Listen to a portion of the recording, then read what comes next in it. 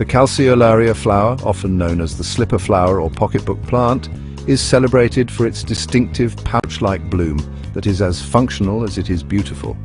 The flower's unusual design centers on its distinctly inflated lower petal, which forms a pouch or slipper. This specialized structure isn't merely ornamental, it plays a crucial role in pollination.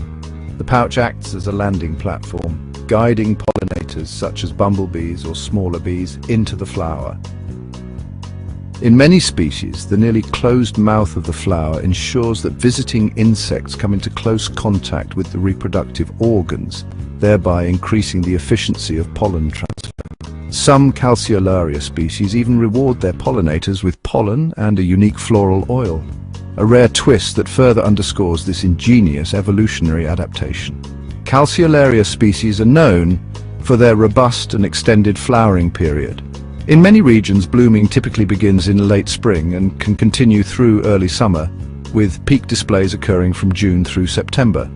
This season-long burst of color not only enhances garden landscapes, but also ensures that a variety of pollinators have ample opportunity to visit throughout the bloom period. While the Calceolaria genus is distributed across various parts of the Americas, its heart lies in South America. Many species are native to the diverse habitats of Chile, Argentina, and Peru, flourishing in alpine environments, coastal regions, and even in the rugged terrains of Patagonia, from Tierra del Fuego in the south up to the Andean zones in the north. This broad range of native habitats has contributed to the genus's wide variety of forms and adaptations. Calceolaria flowers require moderate, consistent watering. The best time to water is when the top 1 inch of soil becomes dry. Overwatering can lead to root rot, while excessive dryness may cause flowers to drop prematurely. Calceolaria is highly sensitive to temperature and does not tolerate heat. Keeping it in a cool environment helps prolong blooming, while higher temperatures can lead to premature flower drop. The most suitable temperature is 16 degrees Celsius during the day, with an ideal nighttime range of 7–10 degrees Celsius. Calceolaria thrives in high humidity, ideally around 60–80%. Maintaining this level helps prevent issues such as leaf curling and premature flower drop. You can achieve the necessary humidity by placing the plant near a humidifier, misting the air around it, or setting the pot on a tray filled with moist pebbles.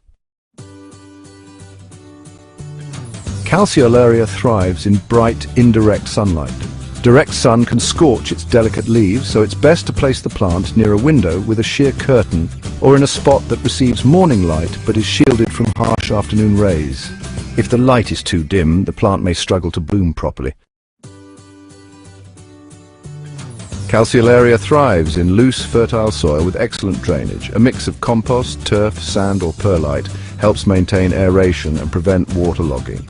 The soil should be moist but not soggy, as excessive moisture can lead to root decay. Calceolaria thrives with balanced, gentle fertilization to support its delicate blooms. Apply a October 10th 10 NPK fertilizer every 2 weeks during spring and summer.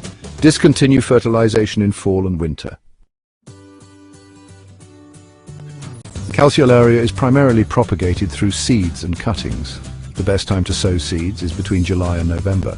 Since the seeds are tiny, mixing them with talc helps distribute them evenly. Keep them warm at 20–22 degrees Celsius for germination, which takes 10 days to several weeks. Once seedlings develop their second set of leaves, they can be transplanted into individual pots. The best time to take cuttings is in late summer, usually after flower heads have been removed between June and August. Select healthy, non-flowering shoots and cut 10–15 centimeters segments. To improve success rates, dip the cuttings in a rooting hormone.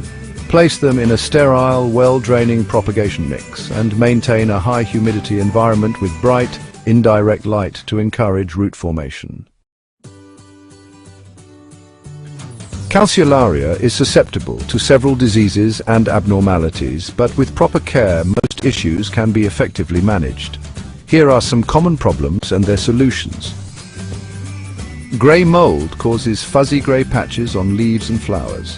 To address this issue, improve air circulation, avoid overhead watering and apply a fungicide if necessary. Pythium or Phytophthora leads to wilting and blackened roots. To prevent this, ensure proper soil drainage, avoid overwatering and use a fungicide when needed. Alternaria or Cercospora results in brown or black spots on leaves. To mitigate this, remove affected leaves, improve air circulation and apply a copper-based fungicide. Poor flowering can result from excessive nitrogen or improper temperatures. To correct this, use a balanced fertilizer and lower the air temperature as needed.